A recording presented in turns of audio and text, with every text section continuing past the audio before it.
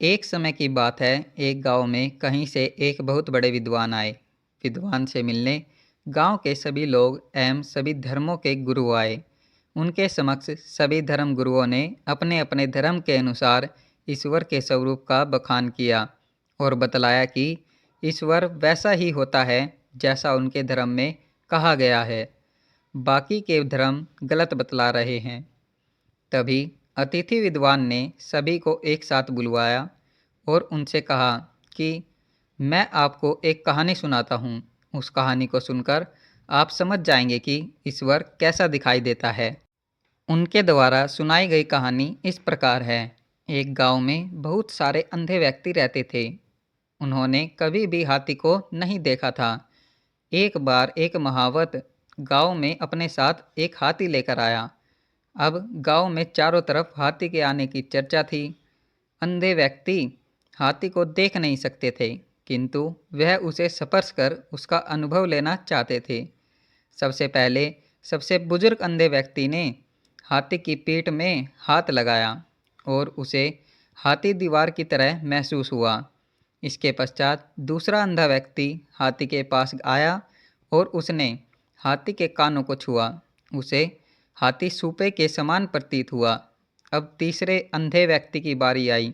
उसने हाथी के सिर को छुआ तो उसके हाथ में हाथी की सूंड आई, जो उसे कोमल पेड़ के तने के समान प्रतीत हुई। जब चौथे व्यक्ति ने हाथी को छुआ तो उसके हाथ में हाथी के पैर आए, जो उसे खंभे के समान महसूस हुए। पांचवें व्यक्ति के हाथ में हाथी की पूंछ आई, जो उसे किसी मोटी रस्सी के समान प्रतीत हुई। हाथी को छूने के बाद सभी अंधे व्यक्ति अपनी जगह वापस आ गए और एक दूसरे से अपना अनुभव साझा करने लगे। पहला व्यक्ति बोला, भाई, हाथी तो दीवार की तरह होता है। उसकी बात सुनकर दूसरा व्यक्ति कहता है, नहीं नहीं, हाथी तो सूपे की तरह होता है। तीसरा व्यक्ति बोला, हाथी ना तो दीवार की तरह होता है, ना ही सूपे की तरह। हाथी तो कोमल पेड़ के तने के समान होता है।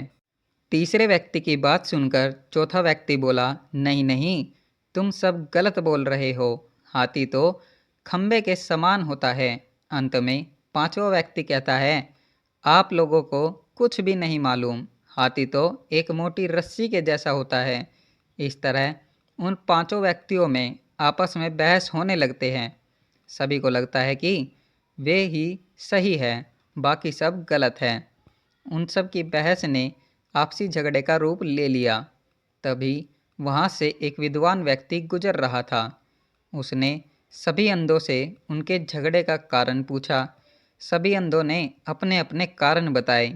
तब बुद्धिमान व्यक्ति बोला, आप सभी अपनी अपनी जगह सही है, क्योंकि आपने हाथी को जितना स्पर्श करके महसूस किया, आप केवल उतना ही जानते हैं। हाथी तो इससे कई गुना बड़ा है। जिसने जो स्पर्श किया, अपने अनुभव से वह वही बतला रहा है और वह सत्य भी है। ठीक है, इसी तरह ईश्वर भी होता है। वह इतना विशाल होता है कि उसे समझ पाना किसी भी इंसान अथवा धर्म के बस की बात नहीं है। सभी धर्म ईश्वर के बारे में जो बतलाते हैं वह अपनी अपनी जगह सही है, किंतु पूर्ण नहीं है। ईश्वर को जिसने जितना समझा है वह उसके बारे में सिर्फ उतनी ही बातें बतला पाता है और सोचता है कि मैं अथवा मेरा धर्म ही सही है, बाकी सभी गलत है। जबकि वास्तव में सभी धर्म अपने स्थान पर सही है। शिक्षा।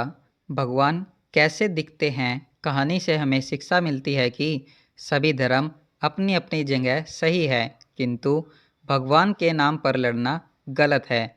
दोस्तों, अगर वीडियो पसंद आई है तो इस वीडियो को लाइक करें, ज़्यादा से ज़्यादा शेयर करें और जाते जाते चैनल को सब्सक्राइब ज़रूर कीजिएगा, क्योंकि ये बिल्कुल फ्री है।